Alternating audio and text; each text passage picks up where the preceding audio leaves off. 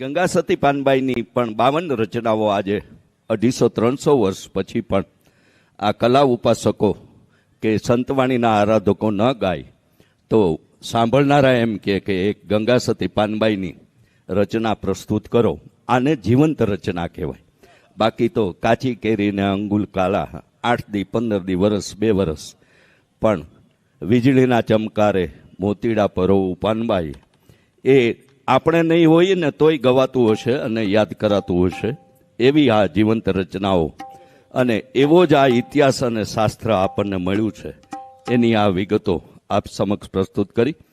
BJP મહાનગરના vice president Mehul Nathwani Dipaben કાચાને વિનંતી કરીશ કે ઠાકોરજીના દર્શન પૂજન માટે કથામંચ પર પધારશે. શ્યામભાઈ ડાભી, મનીષભાઈ રાડિયાને પણ વિનંતી કરું. સાથે સાથે રમેશભાઈ ચગ પડધરી, પરાગભાઈ રમેશભાઈ ચગ રાજકોટ પોતાના પરિવારજનો સાથે ઠાકોરજીના દર્શન પૂજન માટે કથામંચ પર પધારશે. પાંડેજીને પણ પરિવાર સાથે ઠાકોરજીના દર્શન પૂજન માટે પધારવા વિનંતી કરીશ. આમ આવી 100 વાર જેમની હનુમાન ચાલીસા ગાવામાં આવે, હનુમાન ચાલીસા નિત્ય જે કરતા હશે એમને ખબર હશે. આવી આરતી, સ્તુતિ, ચાલીસા કે મંત્ર પણ એક અક્ષરનો પણ હોઈ શકે, ઓમ, અને ગાયત્રી મંત્ર 24 અક્ષરનો પણ હોઈ શકે. ઓમ નમો ભગવતે વાસુદેવાય 12 અક્ષરી પણ હોઈ શકે. ઓમ નમઃ શિવાય 5 અક્ષરી પણ હોઈ શકે. આપણાથી જેટલું થાય એટલું એકવાર કરી જોઈએ, એની અનુભૂતિ ચોક્કસ મળશે એવો મને ભરોસો છે.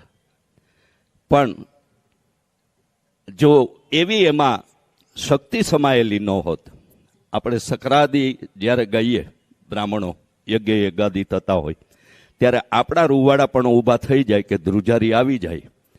એ આ કોઈ બ્રહ્મા નાખવાની વાત નથી, પણ એવી આ બધી જ રચનાઓમાં શક્તિ અને શબ્દો અને એની ભાવના અને શ્રદ્ધા એવી સમાયેલી છે.